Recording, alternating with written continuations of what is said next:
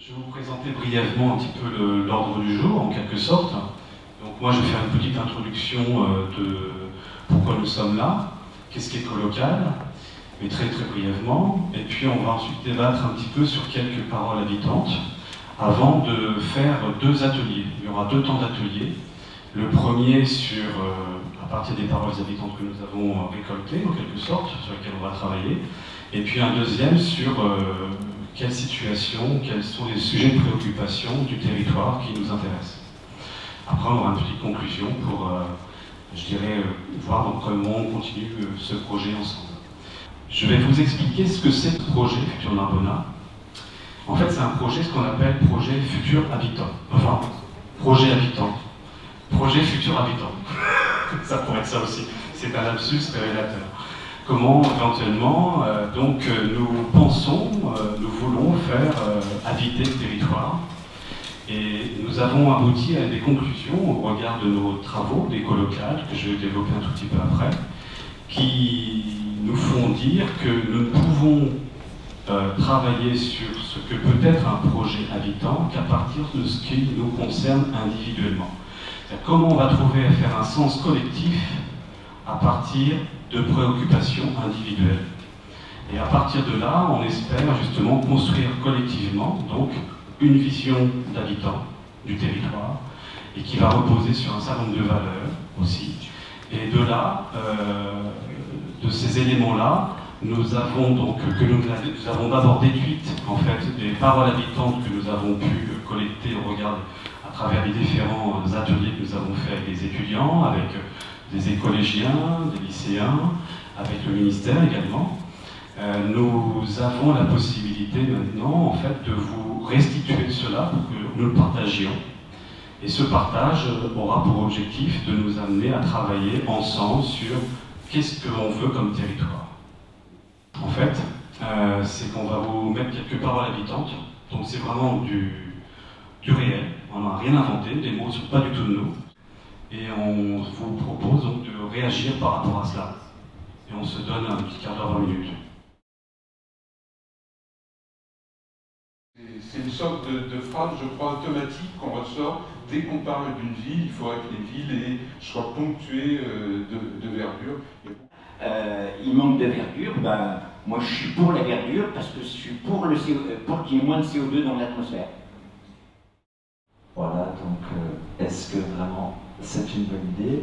Après, il y a toujours la possibilité des toitures végétalisées qui, je pense, offrent une bonne alternative. La première des choses, pour ne pas prendre sa bagnole, donc pour éviter les gaz à effet de serre, et peut-être redynamiser cette ville. Toutes les villes meurent, on le sait, hein, il y a des rapports tous les jours. Pour dire qu'il y avait trop de béton. Est-ce que c'est trop de béton dans la ville? Est-ce que c'est trop de béton qui va à l'extérieur, vers l'extérieur de la ville, qui ferait que finalement la nature ou la verdure s'éloignerait du centre de la ville? Est-ce que ça vous impressionne de voir les villes la ville de Narbonne grandir, par exemple, avec une forme de métropolisation? Pour avoir un confort de vie idéal dans des bourgades, ça serait du 50-60 000 habitants à l'échelle d'une ville ou d'un gros village, pour essayer de garder la main sur l'eau et sur l'alimentation, sur l'urbanisme, etc. Donc effectivement, le mot grande métropole, ça peut faire peur aux gens. Évidemment, tout dépend comment on la développe. Si on continue à développer les villes comme on fait aujourd'hui, ça serait une catastrophe que ça devienne une grande métropole. Si maintenant on a l'intelligence de faire les choses de façon différente, de garder des coupures vertes, comme vous dites, entre les villages, par exemple, pourquoi on fait des permis de construire alors qu'il y a encore plein de maisons inoccupées? C'est complètement débile. Pourquoi il y a la moitié des maisons construites sur le Grand Narbonne sont des maisons de loisirs, occupées 2 à 3 mois par an? Oui, c'est ça. Donc ils ont tout rasé ça et fait aussi un lotissement un peu fermé là, avec du grillage, bon, enfin voilà. Et un peu au-dessus de ce lotissement, il y avait eu quelques fouilles avec des traces de villas romaines et tout, donc tout ça a été enterré. Et puis, surprise, il y a quelques mois, des immeubles qui se montent, avec, je sais pas, il y aura 75 ou logements, ou 100, enfin je ne sais pas exactement combien. Il n'y a pas de trottoir, je me demande les gens comment ils vont se garer puisque les immeubles sont les uns contre les autres. Et donc il y a un rêve de la maison individuelle, on le voit, des élèves de 10 ans le montrent parfaitement. Après, peut-être adapter les immeubles pour faire en sorte que la vie en appartement devienne meilleure aussi. Alors il existe des instances qui permettent de conseiller, de diffuser, et c'est là peut-être que nous avons un manque dans l'Aude. Ça s'appelle une agence d'urbanisme. Il y en a dans les Pyrénées-Orientales, il n'y en a pas dans l'Aude. Une agence d'urbanisme qui soit suffisamment indépendante des élus et des enjeux strictement, on va dire, locaux, pour pouvoir réfléchir et proposer, et aussi peut-être instruire les gens de ce qu'il est possible de faire. Donc, si vous le voulez bien, on va faire cet atelier 1 pour essayer de travailler à partir des paroles habitantes, donc des quelques mots qu'on a identifiés, qu'on va vous soumettre, qui sont déjà notés dans le programme que vous avez dû recevoir, pour élaborer justement quelle pourrait être la vision commune d'habitants concernant le territoire. Voilà. Quelle vision on veut développer du territoire, quelle vision nous arrivons à développer individuellement du territoire et comment peut-elle faire unité, comment peut-elle être partagée, comment pouvons-nous définir une vision collective de ce territoire. Je sais pas. Abrégé, hein, parce que...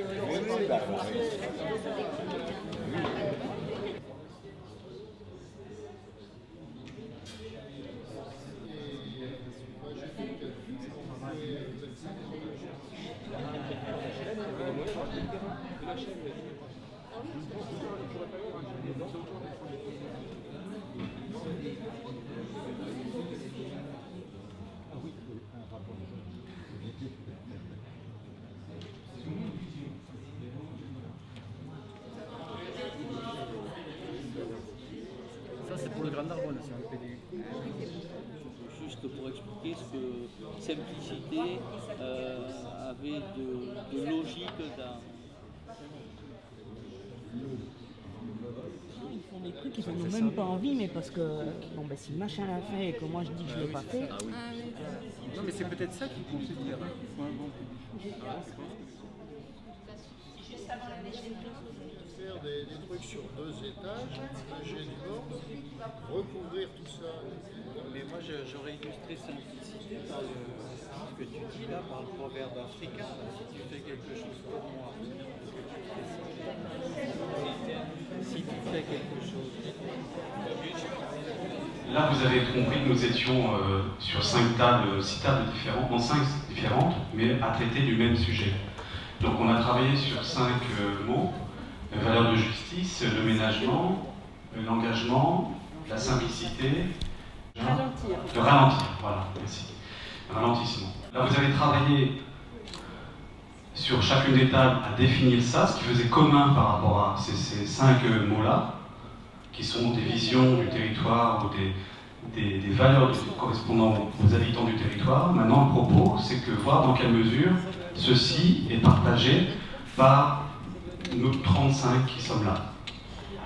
Donc on a pensé que ce qui est simple, le plus souvent est le plus juste.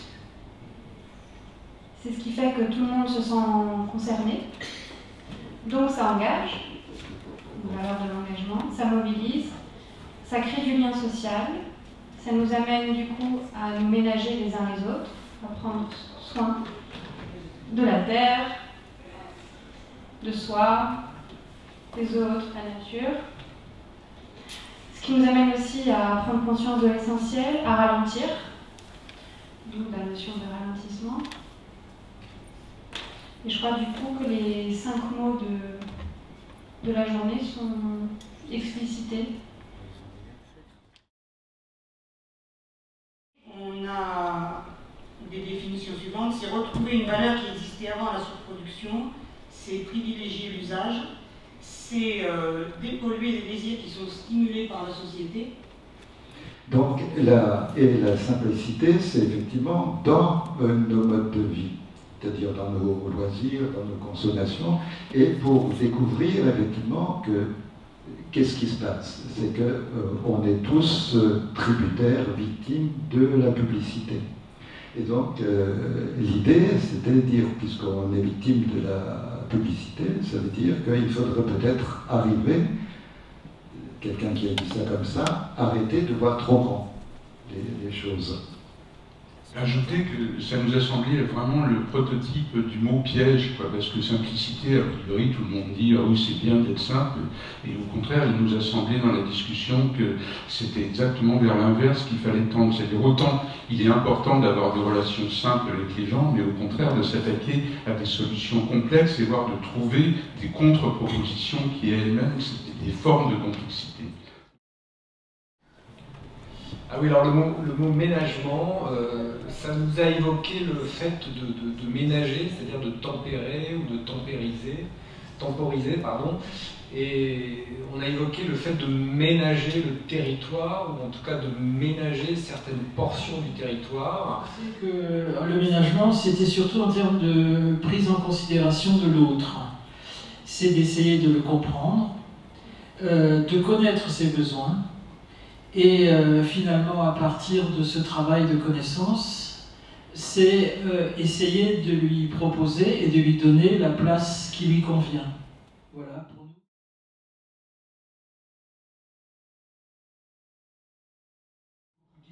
Il y avait une sorte de culture de la région qui s'explique très bien historiquement, qui fait que l'engagement c'est un mouvement de résistance, qui est un grand mouvement de résistance, c'est tout à l'honneur de la région, à commencer par le grand mouvement des vignerons en 1905, mais que c'était devenu une sorte de seconde nature de voir la notion d'engagement comme une résistance et pas de l'engagement comme une force de proposition et que c'était toute la difficulté quand il s'agissait d'opposer des contre-projets à des projets qu'on jugeait néfastes. On savait bien dire non, mais on ne savait pas dire bien pourquoi on se battait et pourquoi on aimerait se battre.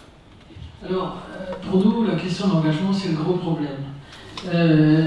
Schématiquement, l'engagement, qu'il soit sous une forme associative, de manière libre, sous une autre forme, ou de manière individuelle ou collective, ça a pour but de réaliser un objectif. L'engagement, ce qui va faire sens, c'est la réalisation d'un objectif. Autour de l'engagement, il y a le fait d'être engagé, donc il y a une démarche individuelle, mais aussi il y a des choses qui ont été dites autour du faire ensemble, voilà, s'engager ensemble. Et donc la notion d'engagement venait plutôt, effectivement, sous l'angle de la responsabilité, donc bien sûr responsabilité des décideurs, mais pas seulement, aussi responsabilité des habitants citoyens. Donc comment, effectivement, on peut prendre notre part, puisque... Non mais, il y a deux notions sur ralentissement. Il y a des gens qui angoissent du fait que la société avance de plus en plus vite, qu'on ne maîtrise plus rien et qui s'inquiètent de ça. Donc peut-être que ça a été mis dans les discussions sur cette question-là en disant ben, on ralentit un peu, on prend un peu de recul, on voit ce qui se passe, etc. Mais la notion de ralentissement au sens où on dit ben, on va construire moins, on va bouger moins, etc. Dans ce sens-là, ça peut être une illusion, parce qu'on est parti vraiment avec l'inertie de la société qui avance très vite, donc ça peut être une illusion de croire qu'on va ralentir, mais par contre, ça serait utile de ralentir certaines choses et de prendre du recul. Nous, pour le thème de ralentissement, on était resté déjà sur la problématique de l'habitat et des constructions. Donc on avait dit que ce serait bien de ralentir et de mieux penser justement les constructions ou les rénovations. Mais après, on a parlé de ralentir le rythme de vie et on avait évoqué justement les problématiques de est-ce qu'on est obligé de voyager toujours plus loin et prendre l'avion pollué ou un peu plus lent, mais dans le sens, pas le gros mot qui veut mou, mais au contraire de prendre le temps, éventuellement un petit peu de travailler moins, de se partager les tâches. et que c'est aussi également prendre le temps d'être créatif et de pouvoir faire autre chose plus qualitatif. Donc peut-être qu'on pourrait éventuellement aussi rapprocher ça de l'engagement, mais ça n'engage que moi. On a aussi que le ralentissement est de pair avec une augmentation des pistes cyclables et de l'utilisation du vélo. On s'aperçoit qu'il y a le temps des techniciens, il y a le temps des politiques et il y a le temps des habitants. Ce ne sont pas du tout les mêmes temps. Hein.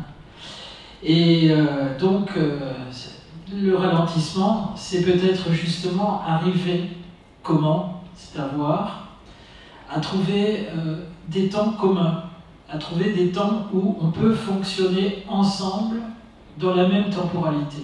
Ceci étant, on a parlé au niveau du ralentissement de décroissance et surtout de prendre le temps de réfléchir pour mieux agir, sans pour autant dire stop à tout. Donc, valeur de justice, le point de valeur de justice, c'est qu'il y a valeur et justice. Donc déjà, ça fait deux raisons de ne pas être d'accord. Ça fait déjà sur est-ce que les valeurs elles sont partagées, et ensuite de quelle justice parle-t-on. Voilà. Et on s'est dit que les valeurs de justice, en fait, c'était ce qu'on accepte au nom du nous, en limitant le jeu. Est-ce qu'on a, voilà, est-ce que... Non, c'était... Oui, c'est ça, d'accord. Super. Donc on a mis aussi qu'on doit tous pouvoir vivre dignement et pouvoir accéder aux choses. Donc voilà, c'était vraiment de tous pouvoir dignement avec la bon. On s'est dit, mais qu'est-ce que c'est la notion de digne pour les uns et pour les autres? Donc la justice sociale, oui, pour tous, et pas que pour ceux qui ont de l'argent, mais voilà, pour aider les personnes soit en situation de handicap ou précaire, voilà, tout simplement. Et je crois que c'est tout le problème et toute la difficulté d'un fonctionnement démocratique, c'est de trouver le plus grand commun dénominateur entre des gens qui ont des aspirations, des besoins et des représentations différentes. Mais ça a marché et il n'y a pas de raison que ça ne remarche pas un jour.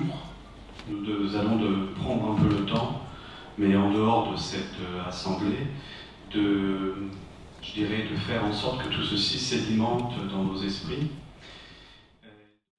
Il fait défaut, qu'est-ce qui fait défaut finalement? Il fait défaut d'une fédération d'habitants et d'associations qui fait véritablement sa saisisse de la globalité et qui, ensemble, se mettent à chercher, ou du moins faire force de proposition pour aller ensuite vers les élus, puisqu'il y a des prochaines échéances électorales, qui sont nombreuses d'ailleurs, il n'y en a pas qu'une, et en même temps, voir pour appuyer là sur les outils qui se mettent en place au niveau local, afin que justement notre démarche d'habitants prenne du poids.